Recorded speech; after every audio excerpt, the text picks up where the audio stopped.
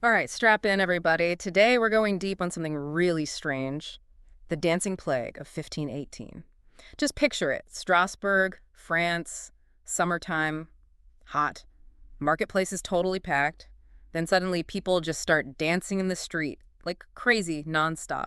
And not like a party or anything, no music, just this weird frenzy taking over the city. And this wasn't just like a one-day thing, was it? This lasted for weeks. It went on for weeks, hundreds of people. Some even died from dancing.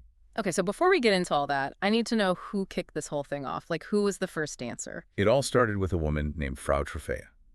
She just went out into the street one day and started dancing. Not even like good dancing, more Yeah. like possessed, days and nights, maybe a few breaks here and there, but mostly just nonstop dancing. It's hard to even imagine the physical toll. I Oh, mean, yeah. so then this is where it gets really freaky. Others started joining in. Yeah, that's the thing. Within days, dozens were dancing with her. Yeah. Then it was hundreds.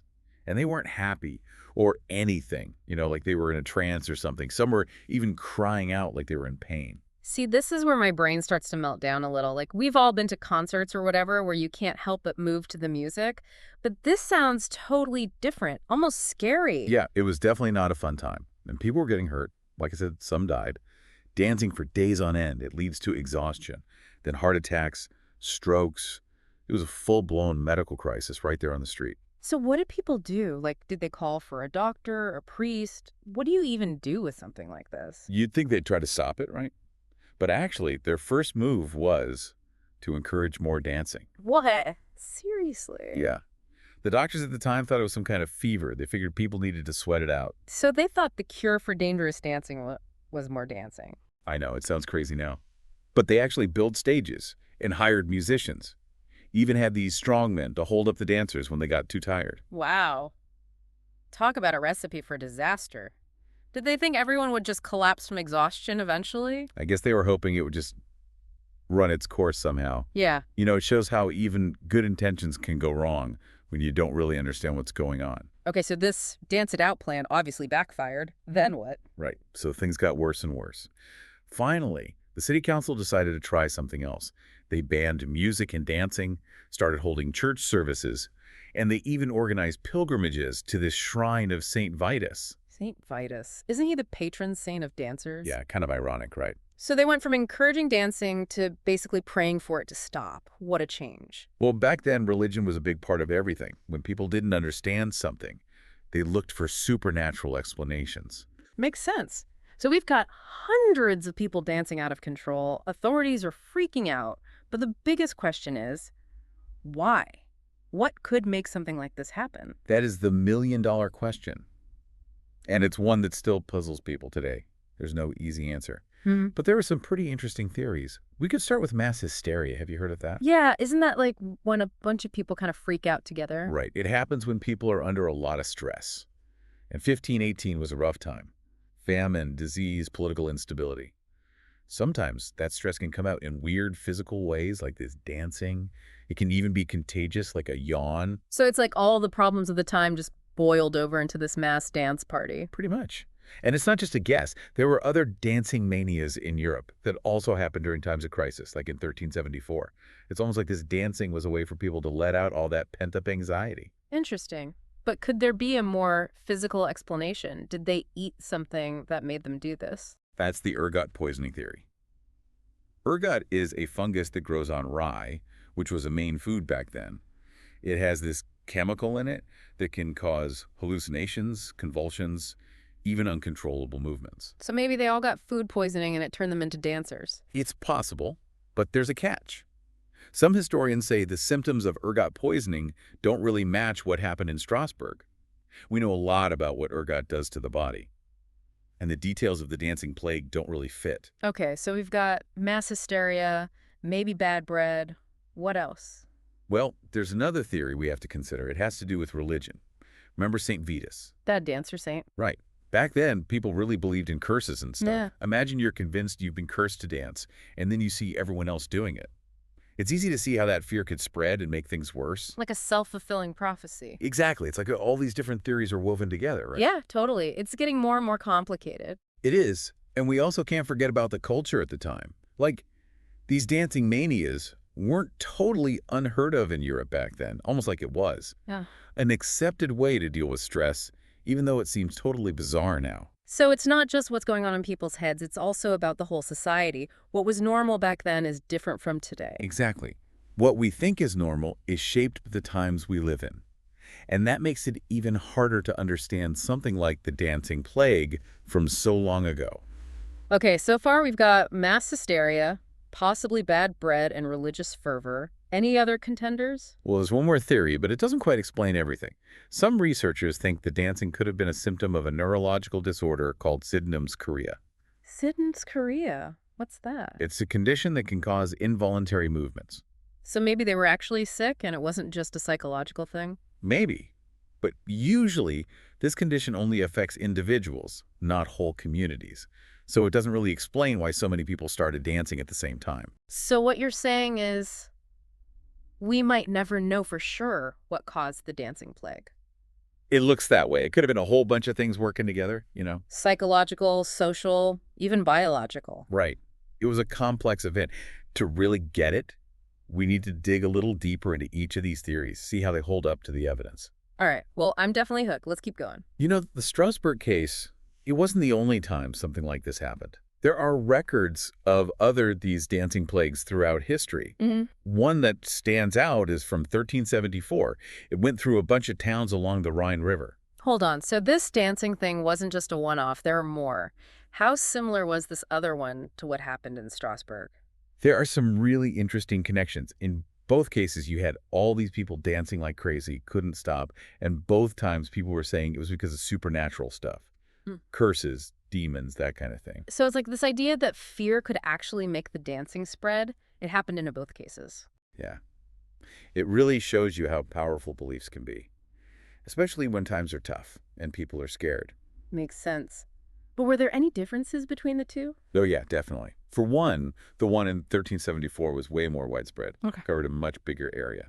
And some reports say people were having hallucinations, acting even more extreme. It kind of makes you think there might have been something more going on, you know, not just stress. So both had uncontrollable dancing, but this 1374 one sounds more intense, like Strasbourg, but ramped up. That's a good way to put it. Yeah. And even the way people responded was different. In 1374, they went straight for the religious stuff. Exorcisms, prayers, not like in Strasbourg where they first tried to make people dance more. Which obviously wasn't the best idea. It's crazy how what seems like a good solution back then can sound so ridiculous now. Right. It shows how much we've learned over time. Back then, they were dealing with something they couldn't explain at all. Their solutions, it was more about keeping people calm and following the rules, not about actually figuring out the cause. It makes you wonder, how would we react today if something like the dancing plague happened? Would we handle it any better? That's a really interesting question. We've learned so much about psychology, the brain, how people act in groups. But even now, things like mass hysteria, when people get swept up in something, we still don't understand it completely. Yeah, I mean, look at how fast things go viral online, right? Conspiracy theories, panics. It seems like we're still vulnerable to that kind of thing, even with all our technology. Absolutely. We've got more tools now, but the human brain, it's still a mystery in a lot of ways. And that's what makes the dancing plague so fascinating to study. It's like this reminder that there are these powerful forces we don't fully get. They can affect how we think and act, even today. Okay, let's recap what we know so far. We've got hundreds of people in Strasbourg dancing nonstop. Some are dying, doctors are confused, city leaders are trying everything they can think of to make it stop. And we've got all these possible explanations: mass hysteria, poisoned food, religion, the culture at the time. It's like a big puzzle, and we might never find all the pieces. But even without a definite answer, looking at all these different theories, it tells us something important about people, how our minds and bodies work, how we're influenced by the world around us. So where do we go from here? What's the main point of all this? What can we in the 21st century actually learn from this weird event? I think the biggest lesson is this. Humans are complicated. How our minds and bodies interact with society, it's even more complicated. The dancing plague, it wasn't just a medical mystery or some strange event. It shows us how powerful beliefs can be, how stress affects us, how unpredictable people can be. It also shows that even the most bizarre things can teach us something important about ourselves and how we fit into the world. They make us question what we think is possible and force us to look at the things that shape our thoughts, our actions, our reality. Exactly. And by studying the past, even the parts that are really weird or confusing, we can understand our present better, maybe even avoid some problems in the future. Good point. It's a good reminder that history is full of surprises. Sometimes the craziest stories are the ones that actually happened. It really makes you think, could something like this, the dancing plague, happen again today? That's a great question. Yeah. We live with so much stress now. Information overload, social media, it's like a breeding ground for weird ideas, right? Totally. And things spread so fast online. It's kind of like the cobblestone streets back then. That's a really good point. Yeah. We might not see people dancing in the streets, but there are parallels. Think about how trends go viral Yeah. or those challenges Yeah. and the way misinformation spreads online. Yeah, like everyone's jumping on the same bandwagon. Exactly. So it's like the same human instincts are at play. Oh, absolutely. That need to fit in, the fear of missing out. And people are so easily influenced by what they see other people doing. Right.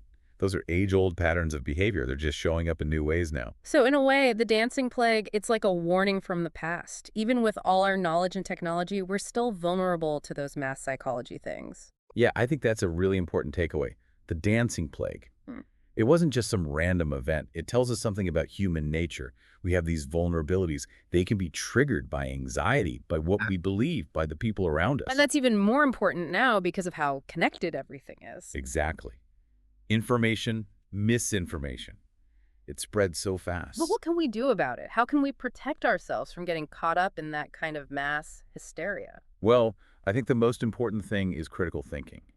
We have to question everything, especially online, where so much of the information isn't reliable. So not just blindly believing what you see. Right.